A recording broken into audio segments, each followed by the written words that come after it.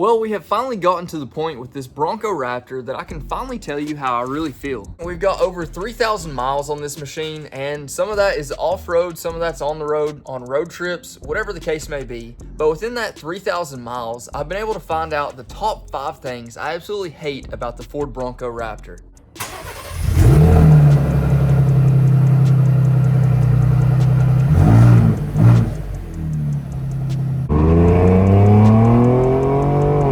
Now, before you guys start going off in the comments talking crazy, you've got to understand there are a lot of things I like about the Bronco Raptor, and I've already talked about those. But there's also some things that I absolutely hate, and I think you guys should know about those too. So the first thing that we have to talk about that I absolutely hate about the Ford Bronco Raptor is going to be the price. Now, this one specifically, the way that it's equipped was priced right at $95,000 for an MSRP, which to me is absolutely insane. In all honesty, I don't see this thing being worth any more than maybe $70,000. If you think about it, there are a lot of different vehicles you can get under that price point of right at $100,000. Now, of course, its direct competitor is going to be the Rubicon 392, which is at an extremely similar price point, but still yet, it just doesn't feel like it gives you all the features really required to be at that $100,000 price point. Now, the shocks, the suspension, the way everything's set up to actually make it a Raptor over the standard Bronco is a awesome addition. It actually increases the value to me considerably, but still yet, to be 95 right at $100,000 is just insane. It's missing a lot of the things that it should come with for that price point. Moving on to number 2, it is literally the thing I hate the absolute most about the Ford Bronco Raptor, and that is that it didn't come with the V8. Now, to be 100% honest, to compare with the Rubicon 392, in my opinion, it should absolutely have to have the V8. Without that, it's just not enough of a comparison for me to justify the value. They did give us the 3.0 liter twin turbocharged V6, which is powerful enough to compare with some of the mild V8s on the market, right at 420 horsepower and I think 440-ish, 450 foot-pounds of torque, which is decent. But if they would have just given us the 5.0 liter, the Coyote engine in this, with similar power outputs, I would have been a lot happier. Without that V8, we don't have the sound that I've become accustomed to with the Rubicon 392. But not only that, we don't have the low-end torque, we don't have all of the capabilities that we have out of the Jeep. But before we dive too deep, I've got to give a huge shout out to Novasat for sending out this awesome new work light and lantern. Obviously, it's got a magnetic base right here, so you can mount it to anything and set it up. It's perfect. And it's also got the clip right here that I was using last night. And this is what the Novasat lantern can do at night. You can adjust the brightness, which is extremely helpful. If you're just trying to light up a little area, you can turn it all the way down. But if you want to light up the entire place, all you have to do is turn it all the way up. It's honestly just impressive to show how much light this thing actually produces. You can light up the entire backyard with this. Novasat really knocked it out of the park, and the battery life is lasting forever. You can take this cover off if you want, and you can just use the standard light, but the lantern makes it a lot more ambient light, so it fills the whole room. But whenever you turn this on, obviously you've got that brightness right there, and you can turn your yellow light on, whichever one you prefer to use at the time. And then you've also got the button to use your red light right here. And I can't explain to you guys how heavy duty and durable this feels, but hopefully this gives you an idea. It's super tough and you don't have to worry about it getting messed up too easily. A huge thank you to Novasat for sending this out. And if you are interested in this, by the time I'm posting this video, this product should be live, so you'll see a link down in the description below. Now, something even as simple as the sound you're hearing right now, which is definitely an improvement over stock, is not something that this comes with from the factory. If you didn't see my last video on putting this custom exhaust on, you need to go back and watch it. But the sound from the factory in this is absolutely horrible. Even this mild sound that you can hear right now was due to the custom exhaust that we just recently installed. Hopefully you guys watched the video on it, but if you didn't, this is what it sounded like from the factory.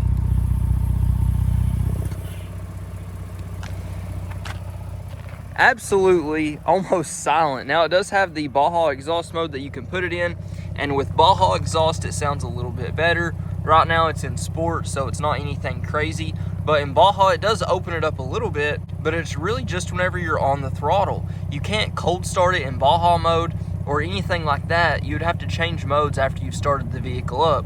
So for me, I definitely wanted to have the ability to open that exhaust up, and that's exactly what we did with the Dynavox cutouts. But let's be honest, if they would have just given us a 5.0 liter Coyote engine in this, we would all be extremely happy about it. I know there's a lot of people that swear by the EcoBoost engines, but I would much rather have the 5.0 liter V8. Not only is it tried and true, but it makes plenty of power and it sounds amazing. Now, the 3.0 liter, like I said before, is okay.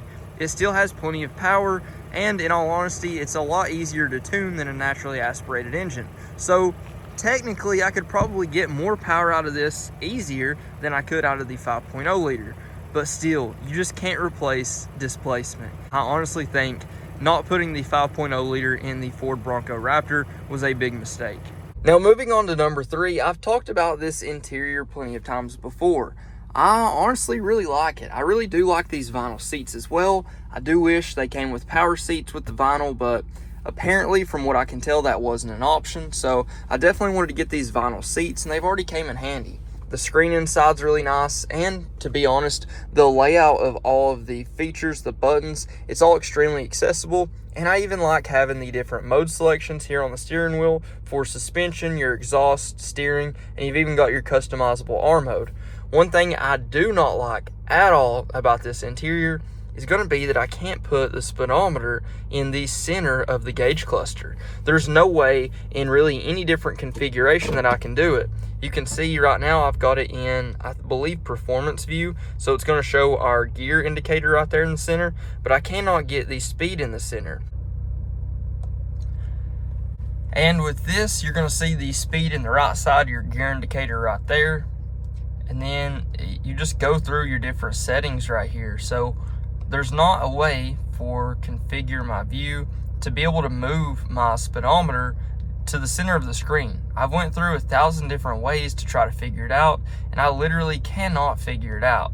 Then you go back to performance view, and it just goes back to your gear indicator. I know this may be a minor inconvenience to a lot of you, but to be 100% honest, it's really annoying. I 100% prefer to have the speedometer in the center, and not being able to do that is extremely annoying. Like, why do you not put the speedometer in the center? It just doesn't make sense to me. And for number 4, we've got to talk about the wind noise.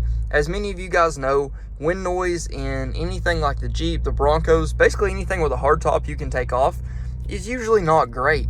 But in this, it's even worse than the Jeep Wrangler. I thought for sure with the Bronco, they would be able to make it quieter. I mean, literally everything on the Bronco, they basically took from the Jeep and kind of tried to make it better. So I figured the top would be the exact same way.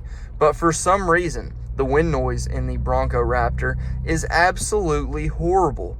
It's honestly considerably worse than the Jeep Wrangler, which is already pretty bad. So whenever you're going at highway speeds, 80 miles an hour, you really can't even record anything in here because it's so loud. If you guys have seen in my past videos, the times that I have recorded in here at highway speeds, it's just annoying. If you don't have the radio up or exhaust, something like that, it'll drive you crazy. Now, if you look at the actual design of the hardtop up here, it's extremely similar to the way the Wrangler's is.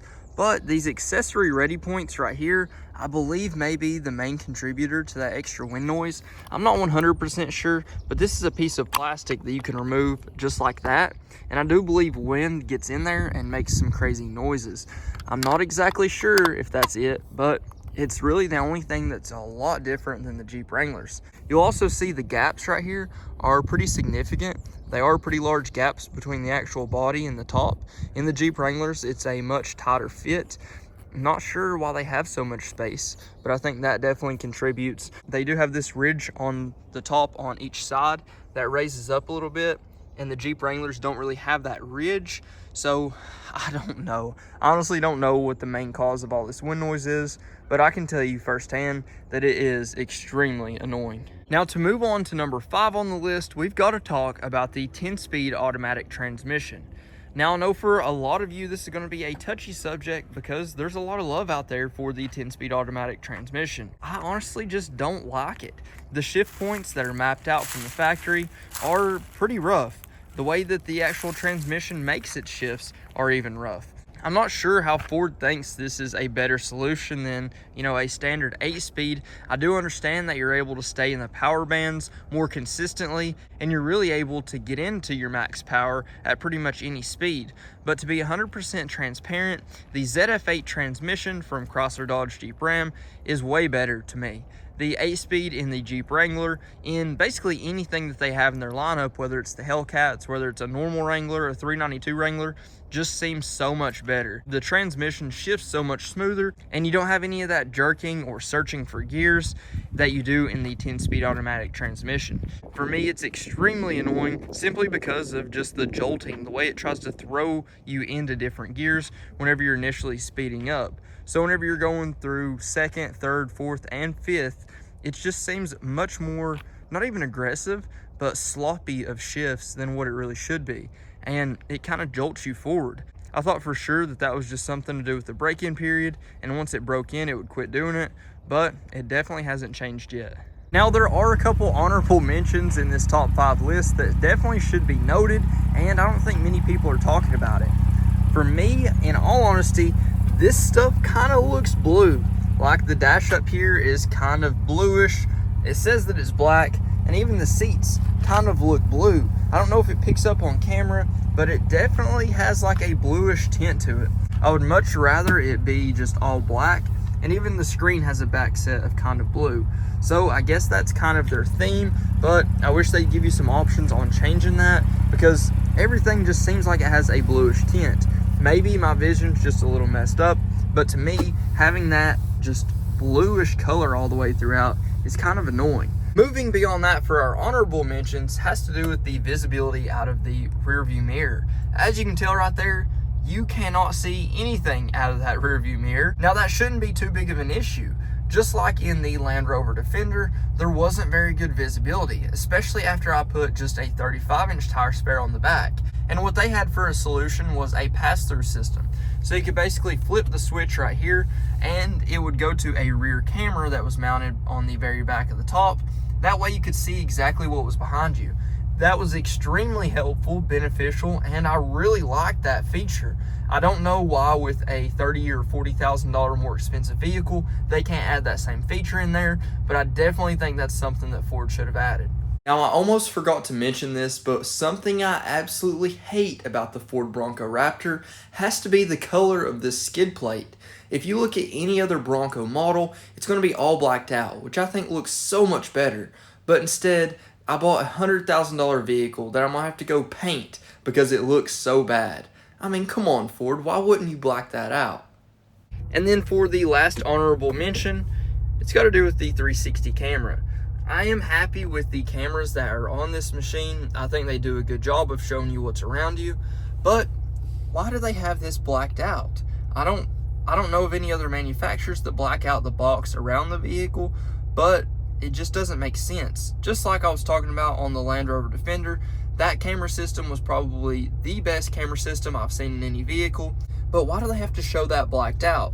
Maybe it's to do with the visibility because of the wider fender flares, maybe something else. I honestly don't know, but I really wish that they didn't have to black that out, because whenever you're moving around, the things that are the absolute closest to you, you can't see. So it kind of defeats the purpose of having this 360 camera. It's really weird, and I'm sure they know a way to fix it because other manufacturers don't have this issue, but for some reason Ford does. Well, that is going to conclude the list for the top 5 things I absolutely hate the most on my Ford Bronco Raptor. Obviously, there are a lot of things I really like about this machine, but I think it's fair for you guys to know the things that I don't like and the things that Ford could definitely improve on. Now, if you guys haven't already, please like, comment, subscribe. Let me know what you think. Let me know what you want to see next. But until then, Godspeed.